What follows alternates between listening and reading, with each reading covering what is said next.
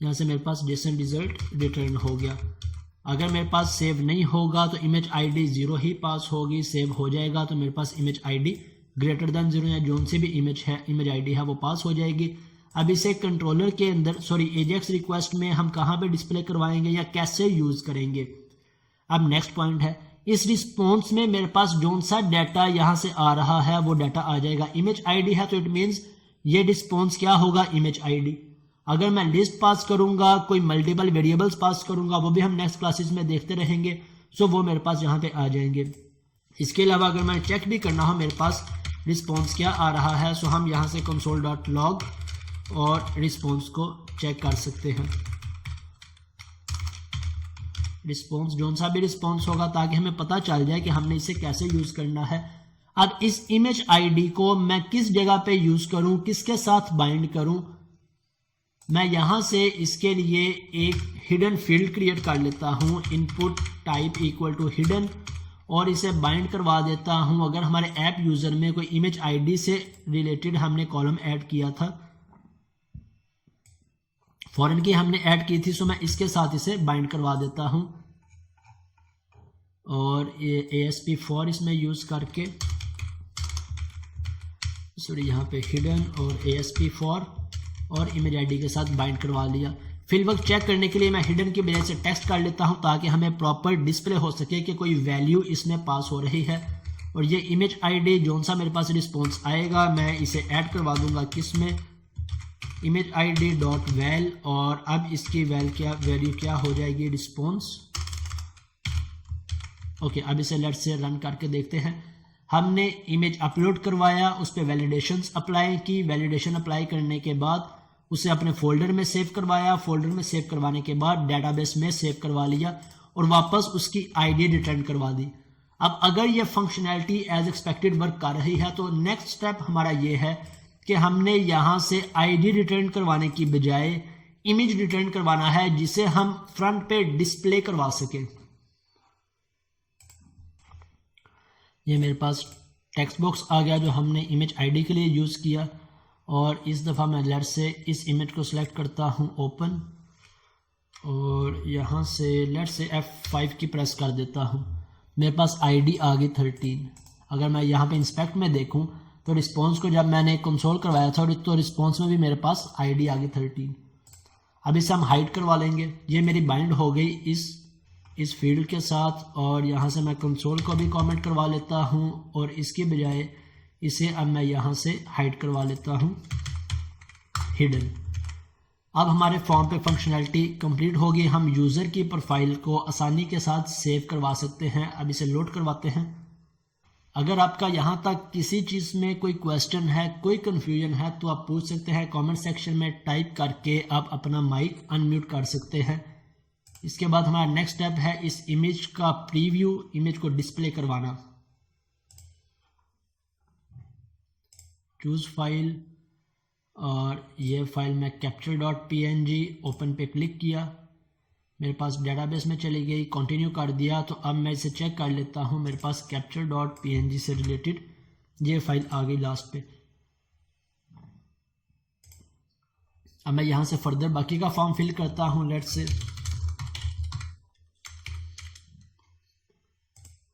C# और जावा और save पे क्लिक किया। अब यहाँ पे मॉडल में मेरे पास क्या क्या फील्ड्स आ रही हैं, city ID, gender ID, image ID. Image ID क्या है हमारे पास 14, सो मेरे पास यहाँ पे इमेज आईडी 14 आ गई। अब इसे नेक्स्ट करते हैं। नेक्स्ट लिस्ट, मेरे पास जितने सेलेक्ट किए थे लिस्ट फिल्टर हो गई। अब यहाँ से मेरे पास न्यू ऐड होगा, मेरा न्यू इमेज ऐड हो गया। न्यू इमेज के बाद मेरा यूज़र ऐड हो गया, इंटरेस्ट लिस्ट ऐड हो गई। और अब इसे देख लेते हैं मेरे पास ये वर्किंग एज एक्सपेक्टेड हो रही है या नहीं। यूज़र और इमेज आईडी 14। सो अब हमारे लिए ज़्यादा आसान हो गया इमेजेस को हैंडल करना। क्यों? क्योंकि इमेजेस को हम पहले लोड करवा लेते हैं और बाद में इस मेटा डाटा को इंसर्ट करवाते हैं। ओके, अब हम इसके प्रीव्यू पे आ जाते हैं कि मुझे यहाँ से प्रीव्यू कैसे करवाना है, किस तरह से करवा सकता हूँ। यह शिराज, आप अपना माइक अनम्यूट कर सकते हैं। लेकिन सर मेरा क्वेश्चन ये है कि लेट सपोज यूजर सबसे एंड पे आके पिक्चर को सिलेक्ट करता है, जब तक एजेक्स रिक्वेस्ट जाती है, डेटा सेव होता है, रिटर्न आता है, आईडी इसके पास आती है, उससे पहले अगर वो सबमिट पे क्लिक कर देता है तो फिर क्या आईडी तो जीरो जाएगी? नहीं, हम इस तरह से नहीं करते। जब यूज़र उस पर क्लिक करेगा तब पीछे का सारा फॉर्म लॉक होना चाहिए, पीछे किसी भी ऑपरेशन पे वर्किंग ना कर सके। फॉर एग्जांपल मैंने यहाँ से जब फाइल अपलोड की, अपलोड करने के बाद क्या मैं किसी सबमिट के बटन पे क्लिक कर सकता हूँ? नहीं कर सकता। और इसके अलावा हम लोडर को भी यूज़ करते हैं कि जब मेरे पास डाटा लोड हो रहा है डेटाबेस में तो फ्रंट पे मेरे पास लोडर डिस्प्ले हो रहा हो, यूज़र इन ऑपरेशंस पे क्लिक ना कर सके। यहाँ पे अब मैं इस पे इमेज सेलेक्ट किया यहाँ से, अब मैं प्रीवियस किसी बटन पे क्लिक नहीं कर सकता, फर्स्ट कंडीशन। सेकंड, अगर मैंने यहाँ पे ओपन करूँगा तो मेरे पास लेट्स से डेटाबेस में फोल्डर में सेव होने पे टाइम लगा रहा है, तो उस वक्त हम यहाँ पे एक लोडर डिस्प्ले करवाते हैं, इन सब फील्ड्स को डिसेबल करवा देते हैं, यूज़र इन पे क्लिक नहीं कर पाता। क्योंकि अगर मेन वाइल वो सेव पे क्लिक कर देगा तो मेरे तो इमेज की आईडी डेफिनेटली जीरो पास होगी। तो इसको भी हमने कंट्रोल करना होता है। और कोई है आपका क्वेश्चन? मतलब ये है कि यूजर ने जिस टाइम ऊपर से फॉर्म फिल किया, नीचे आया इमेज लोड की, तो इमेज लोड होने मतलब इमेज सेलेक्ट करने के बाद जिस टाइम हमने फंक्शन कॉल किया अपना इसका ऑन चेंज का, ऑन चेंज के साथ ही हम लोडर भी शो करवाएं। हम यहाँ पे आप ये लोडर कह शो रहे हैं? करवा दें और इस बटन को डिसेबल करवा दें। जैसे ही मेरे ठीक है। पास एजेक्स रिक्वेस्ट सक्सेस हुई, यहाँ से मेरे पास एजेक्स रिक्वेस्ट का रिस्पॉन्स आ गया सक्सेस, और इसके साथ ये बटन भी हम इनेबल करवा दें। आसान भी हम इनेबल इसे करवा हैंडल दें। कर सकते हैं। सही है। ओके जी, मोहम्मद फैसल। मेरा क्वेश्चन ये है सर कि अगर यूजर पिक्चर अपनी अपलोड करा देता है और फाइनली सेव नहीं करता, कैंसिल का बटन है और कैंसिल करके चले जाता है, तो हमें मैन्युअली फिर उस पिक्चर को डिलीट करना पड़ेगा डेटाबेस से जाके? यस, हमारे पास वो फाइल्स फोल्डर में तो एग्जिस्ट कर रही होती हैं, यहाँ पे हम वैसे डिलीट नहीं करते। अगर हमारे जी। पास डाटा बल्क अमाउंट में आ जाता है तब हम इसका कोई लॉजिक, कोई रूल लिख सकते हैं कि जब मेरी एप्लीकेशन रन हो रही हो तब वो चेक करे कि जिस जिस इमेज से रिलेटेड कोई भी यूज़र की इमेज आईडी नहीं है या यूज़र एग्जिस्ट नहीं कर रहा, उन सभी इमेजेस को डिलीट करवा दे।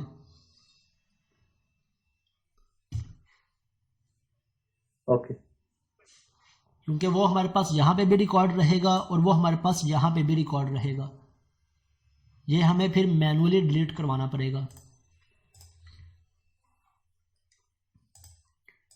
और आपका है क्वेश्चन या किसी और का कोई क्वेश्चन है तो आप पूछ सकते हैं। ओके, अब नेक्स्ट कंसर्न क्या है कि हमने यहाँ पे इमेज डिस्प्ले करवाना है, इमेज रिटर्न करवाना है। हम किस तरह से इमेज रिटर्न करवाएं, हम किस तरह से इमेज डिस्प्ले करवा सकते हैं? अगर मैं अपने इस व्यू पे आता हूं तो हम इमेज डिस्प्ले करवाने के लिए यूज़ करते हैं img टैग को। अब img के अंदर सोर्स में हम जो सा भी सोर्स देते हैं, मैं यहाँ से सोर्स देता हूँ फॉर एग्जांपल ऑब्जेक्ट स्टोरेज, और इसके बाद मेरा कंप्लीट पाथ। अब यहाँ से इस पाथ से इमेज इस टैग में लोड हो जाएगा एज एक्सपेक्टेड। जो हमारा रेगुलर एप्लीकेशंस में वर्किंग हो रही होती है, हम इसे इमेज का पाथ असाइन करते हैं, वो पाथ मेरा यहाँ पे लोड हो जाता है। लेकिन मेरा यहाँ पे क्वेश्चन है कि वो इमेज हमारा कहाँ पे सेव होता है? हमारे प्रोजेक्ट के फोल्डर में सेव होता है। अब हमारा इमेज हमारे प्रोजेक्ट के फोल्डर में सेव नहीं है, बल्कि हमारे एक सर्वर पे या हमारी किसी डायरेक्टरी में सेव है। अगर तो हमारे पास हम यहाँ पे पाथ पास करवा दें, अब वो पाथ कौन सा हो, यहाँ से मेरे पास बेस पाथ भी हो सकता है, फुल पाथ भी हो सकता है, फाइल पाथ भी हो सकता है। अगर हम उसे पाथ सेंड करवा दें और वो पाथ लोड करवा देता है, well and good, as expected हमारी रिक्वायरमेंट फुलफिल हो गई, हम इसे कंटिन्यू कर लेंगे नेक्स्ट। लेकिन ये केस वर्क नहीं करता। क्यों नहीं करता? अभी पहले मैं इसे इम्प्लीमेंट कर लूँ, फिर हम देखते हैं। मैं यहाँ से ऑब्जेक्ट स्टोरेज में आके इन दोनों को कॉपी करता हूँ ताकि मैं अपना फुल पाथ यहाँ पे ले सकूँ, और ये मेरे पास फुल पाथ आ गया। अब रिटर्न में मैं यहाँ पे इमेज आईडी की बजाय लेट्स से मैं यहाँ पे पाथ रिटर्न करवा देता हूँ चेक करने के लिए।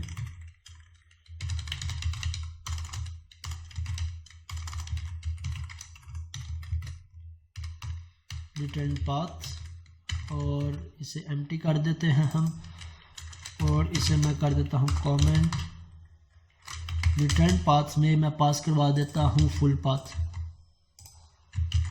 यहाँ पे मेरे पास फुल पाथ आ गया, ये मैंने रिटर्न करवा दिया। और अपने एक्शन में जाके अब इसे मैं एक आईडी असाइन कर देता हूँ, लेट्स से अपलोड इमेज की। और अब यहाँ पे इसे भी मैं कमेंट कर देता हूँ।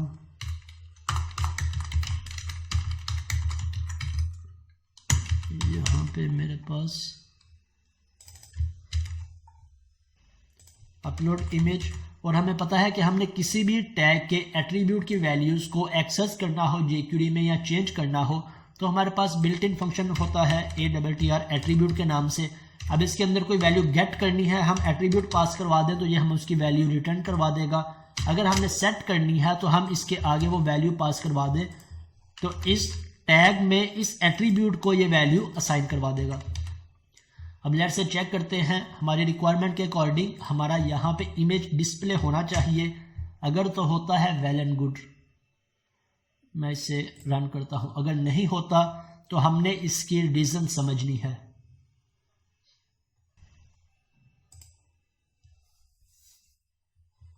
क्रिएट यूजर ये मेरे पास क्यों आ रहा है, क्योंकि मैंने img टैग को यूज़ किया है। इसे हम स्टार्टिंग पे हाइड भी करवा सकते हैं, बाद में इसे डिस्प्ले करवा दे।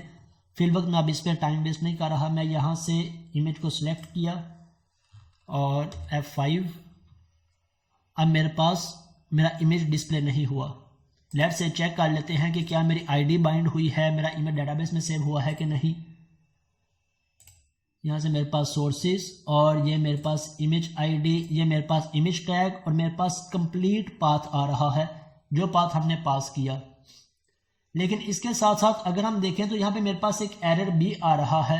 मैं इस पर क्लिक कर लूँ या कंसोल पे क्लिक कर लूँ, मेरे पास एरर डिस्प्ले हो जाएगा। एरर क्या आ रहा है, not allowed to load local resources. Local resources से क्या मुराद है कि हमारा ब्राउज़र हमें कभी भी अप्रूव नहीं करता, हमें कभी भी अलाउ नहीं करता कि हम अपने लोकल रिसोर्सेज या किसी भी डायरेक्टरी को एक्सेस कर सके। अगर तो ये पाथ मेरे सेम प्रोजेक्ट में होता, इस प्रोजेक्ट के अंदर का पाथ होता, तो आसानी के साथ मेरा यहाँ पे इमेज डिस्प्ले हो जाना था।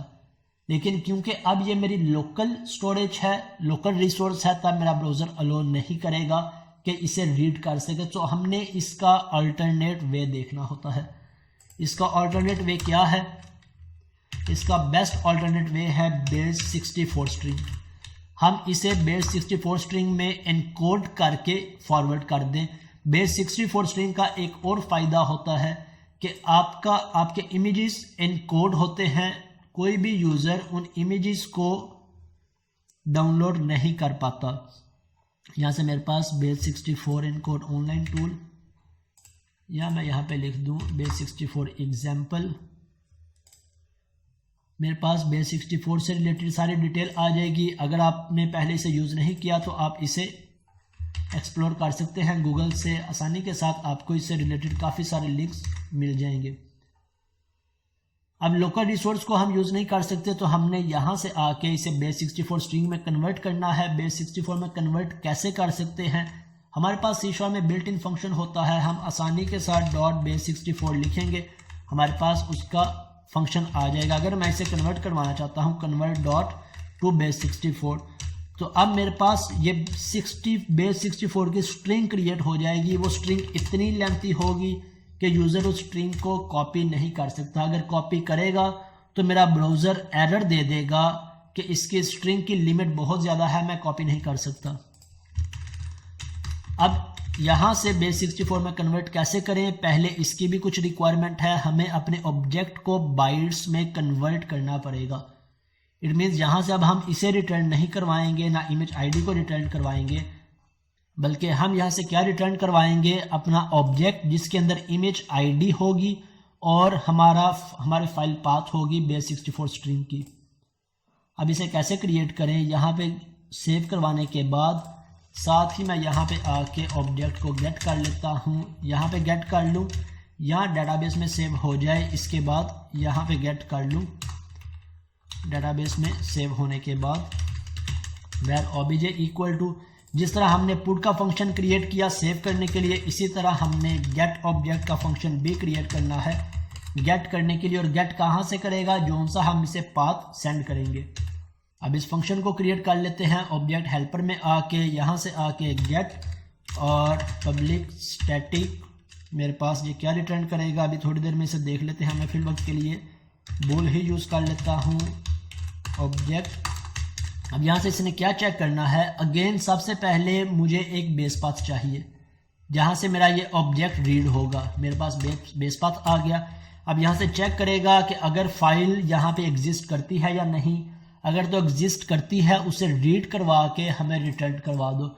तो मैं सिंपल इसका कोड यहाँ से कॉपी करता हूँ। आप अपने पास किसी जगह पे इन कोड्स को सेव करके रख सकते हैं ताकि इस पर हमारा ज़्यादा टाइम वेस्ट ना हो। एक स्टैंडर्ड कोड है, हम हर दफ़ा इसे यूज़ कर लिया करें।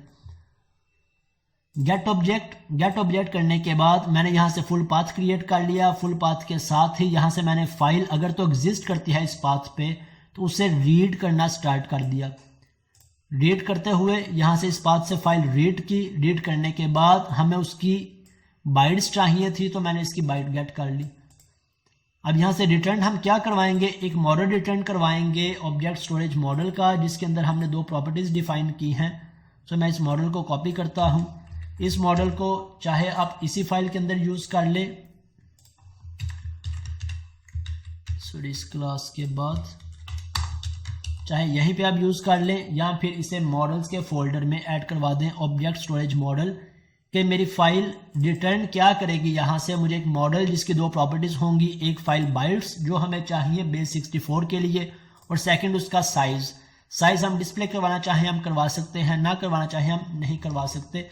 तो ये इसका एक स्टैंडर्ड कोड है, आप इसे यूज़ कर सकते हैं। अंडरस्टैंड करना चाहें तो लाइंस ऑफ कोड्स हैं, सिंपल सी आपको एक दफ़ा रीड करके समझ आ जाएगी कि इस लाइन में क्या हो रहा है, इस लाइन का क्या पर्पस है और इन लाइंस ऑफ कोड्स का क्या पर्पस है। तो ये फंक्शन हमें क्या करेगा, हम इसे पाथ सेंड करेंगे और हमें ऑब्जेक्ट रिटर्न करवा देगा। तो मैं अब यहाँ पे आ जाता हूँ, ऑब्जेक्ट मेरे पास रिटर्न हो गया। यहाँ से मैं चेक कर लेता हूँ अगर तो object not equal to null है कि यहाँ पे कोई ऑब्जेक्ट एग्जिस्ट कर रहा है, तब क्या करो, अब हम अपना एक रिटर्न ऑब्जेक्ट क्रिएट कर लेते हैं जिसे हम रिटर्न करवाएंगे। अब किस में रिटर्न करवाएं, मैं यहाँ से जाके ऑब्जेक्ट VM क्रिएट कर लेता हूँ, एक मॉडल क्रिएट कर लेता हूँ ऑब्जेक्ट VM, या VM हमने भी डिस्कस नहीं किया। लेट्स से मैं इसे ऑब्जेक्ट VM का नाम दे लेता हूँ। कोई भी ऑब्जेक्ट का नाम दे दें या रिटर्न ऑब्जेक्ट का नाम दे दें या हम इसे एक व्यू मॉडल का नाम दे दें। व्यू मॉडल्स हम कमिंग सेशंस में यूज़ करेंगे, हम डिस्कस भी करेंगे क्या होते हैं। फिर वक्त के लिए मैं इसके लिए एक स्टैंडर्ड नेम यूज़ कर लेता हूँ ऑब्जेक्ट VM और यहाँ पे आके इसे मैं प्रॉपर्टीज असाइन कर देता हूँ। एक मुझे पास करना है अपने इस रिक्वेस्ट के अंदर अपने कंट्रोलर से इमेज ID और सेकंड मुझे पास करनी है यहाँ से स्ट्रिंग फाइल पाथ। अब इस स्ट्रिंग को हमने इनकोड करना है किस में, बेस 64 स्ट्रिंग के अंदर। तो यहाँ से आके मैं इसका ऑब्जेक्ट क्रिएट कर लेता हूँ जहाँ पे मैंने रिटर्न पाथ क्रिएट किया था। यहाँ पे मैं इसका ऑब्जेक्ट क्रिएट कर लेता हूँ obj_vm, ये मेरे पास ऑब्जेक्ट आ गया और यहाँ पे आके इसे इनिशियलाइज करवा लेते हैं obj_vm डॉट इमेज ID मेरे पास क्या आएगी, मेरे पास इसकी इमेज ID आ गई। और इसी तरह obj_vm डॉट फाइल पाथ मेरे पास क्या आ गई, मैं यहाँ से जो मेरे पास इसकी फाइल पाथ आई है obj डॉट फाइल बाइट्स और इसे मैं कन्वर्ट करवा लेता हूँ कन्वर्ट डॉट बेस 64 स्ट्रिंग्स और ये मेरे पास इसकी एक स्ट्रिंग बन जाएगी, लॉन्ग स्ट्रिंग बन जाएगी। अभी हम उसे भी देख लेंगे स्ट्रिंग किस तरह की होती है या कितनी लॉन्ग स्ट्रिंग होती है। और ये मेरे पास यहाँ से रिटर्न हो जाएगा obj_vm रिटर्न हुआ। अब यहाँ पे हमने कैसे डिस्प्ले करवाना है, पहले हम इसे कंसोल में डिस्प्ले करवा लेते हैं इस रिस्पॉन्स को, ताकि हमें पता चल जाए कि इस रिस्पॉन्स में मेरे पास कौन कौन सी प्रॉपर्टीज़ किस तरह से आ रही हैं, ये दोनों प्रॉपर्टीज़ किस तरह से आ रही हैं, ताकि हम उसके अकॉर्डिंग अपनी लॉजिक क्रिएट कर सकें। मैं यहाँ से इंस्पेक्ट बाद में करता हूँ, चूज़ फाइल, और लेट्स से मैं इसी फाइल को यूज़ कर लेता हूँ। F5 की प्रेस कर दी और यहाँ से इंस्पेक्ट में आके देख लेते हैं। मेरे पास कंसोल में मेरा ऑब्जेक्ट आ गया और ऑब्जेक्ट के अंदर ये मेरे पास फाइल पाथ और इमेज आईडी। अब फाइल पाथ मेरे पास अगर मैं कॉपी करता हूँ, कॉपी करने की कोशिश भी करता हूँ, तो मेरे पास फाइल पाथ कितनी लेंथी स्ट्रिंग आ चुकी है। फिर भी ये स्ट्रिंग फुली कंप्लीट नहीं होगी, ये सारी की सारी स्ट्रिंग मेरे पास बन चुकी है। सो ये हमारे पास बेस 64 इनकोडेड स्ट्रिंग बन चुकी है। कोई भी इसमें से डाटा रीड करना चाहे तो बहुत कॉम्प्लेक्स है, बहुत मुश्किल है, इतनी आसानी के साथ रीड नहीं हो सकता। हम आसानी से, बहुत एप्लीकेशंस में ये भी रिक्वायरमेंट्स होती हैं कि इस पाथ को हमने सिक्योर बनाना है, तो बेस्ट वे है उसे बेस 64 में कन्वर्ट कर दे। और अब ये सेव हो गया। अब पाथ मेरे पास आ गया। इस पाथ को हम यहाँ पे कैसे रीड करवा सकते हैं, क्योंकि हमने इस SRC के अंदर ऐड करवाना है। अगर मैं डायरेक्ट इस SRC में ऐड करवाता हूं तो मेरा इमेज डिस्प्ले नहीं होगा। बेस 64 को रीड करवाने का भी हमारे पास मैकेनिज्म है। यहाँ से मैं लिख लेता हूँ read base 64 string in HTML base 64 in HTML, तो हमारे पास इसका कोड आ जाएगा। स्टैंडर्ड कोड है, हम इसे अपने पास यूज कर लेंगे। क्या कोड है कि जब भी हमने बेस 64 स्ट्रिंग को रीड करना है तो हम इसके लिए डाटा और कुछ पैरामीटर्स को यूज कर लेते हैं। यहाँ पे मेरे पास कोड नहीं आया। How to display base 64 image in HTML, और ये मेरे पास बेस आ गया, इसके बेस एट्रीब्यूट, और देन हमारी जितनी भी स्ट्रिंग होगी वो स्ट्रिंग आ जाएगी। सो SRC के अंदर हमने ये कॉन्कैटिनेट करना होता है। अगर मैं यहाँ पे आ जाता हूँ जहाँ पे मैंने इसे असाइन करना है, यहाँ पे, सो अब मैंने असाइन किसे करना है, सबसे पहले मैंने इमेज आईडी को असाइन करनी है। इसकी इमेज आईडी डॉट वैल और रिस्पॉन्स डॉट इमेज आईडी। इसके साथ हमने किसे चेंज करना है, यहाँ से मेरे पास इस इमेज की क्या आईडी है, अपलोड इमेज,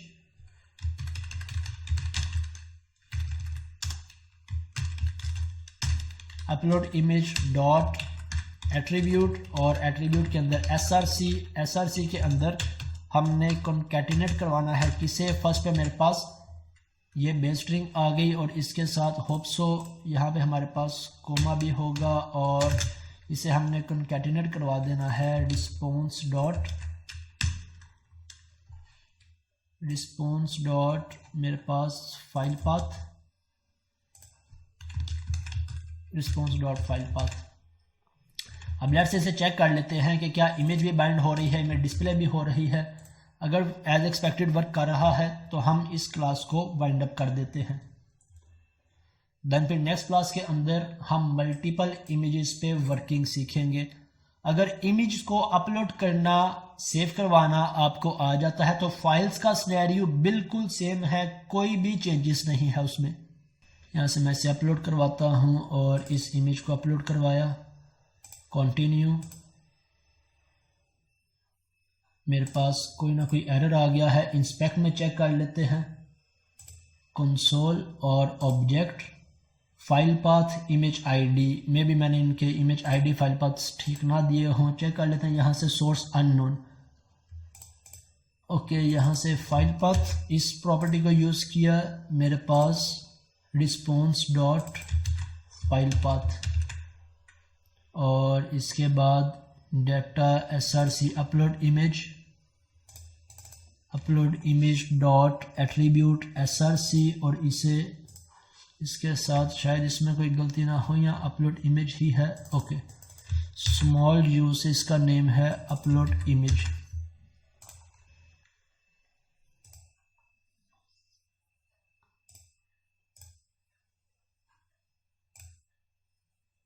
और मेरे पास मेरी इमेज डिस्प्ले हो गई। इस इमेज के साथ हम आईडी भी चेक कर लेते हैं, आईडी बाइंड है या नहीं। तो यहाँ से हिडन के अंदर वैल्यू मेरे पास आ रही है 18। अगर मैं लोकल सर्वर पे चेक कर लूँ तो यहाँ पे ये मेरे पास लेटेस्ट इमेज आ गई।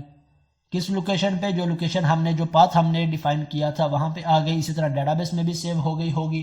डेटाबेस में भी हम चेक कर लें, ये मेरे पास लास्ट पे 18 आईडी आ रही है और यहाँ पे मेरे पास 18 आईडी आ रही है।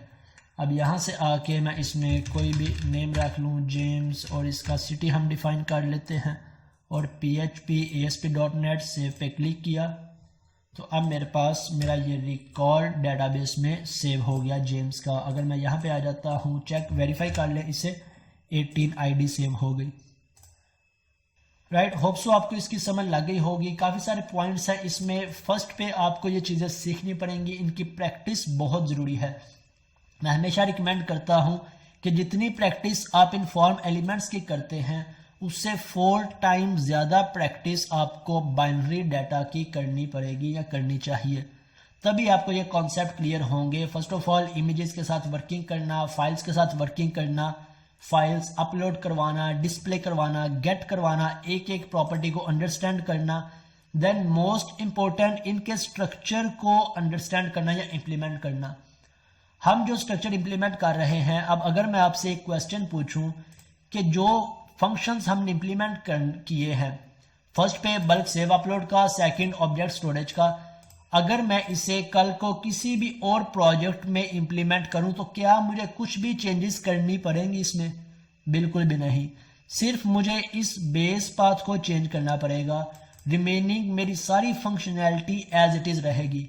क्यों? क्योंकि हमने इसमें एक स्टैंडर्ड को फॉलो किया है। इस फंक्शन में भी मुझे कुछ भी चेंज नहीं करना पड़ेगा सिवाय इस बेस पाथ के। बेस पाथ को भी हम देखेंगे, हम सेटिंग से रीड करेंगे, कॉन्फ़िगरेशन से। इसके अलावा ये सेम फंक्शनैलिटी हमारी हर एक एप्लीकेशन में वर्क करेगी, चाहे हम स्कूल सिस्टम में इंप्लीमेंट कर रहे हों, हॉस्पिटल में इंप्लीमेंट कर रहे हों, ERP में इंप्लीमेंट कर रहे हों, POS, इन्वेंट्री, प्रोजेक्ट मैनेजमेंट, किसी भी एप्लीकेशन में इंप्लीमेंट कर रहे हों, हमें इमेज से रिलेटेड किसी भी चीज़ को चेंज करने की ज़रूरत नहीं पड़ेगी।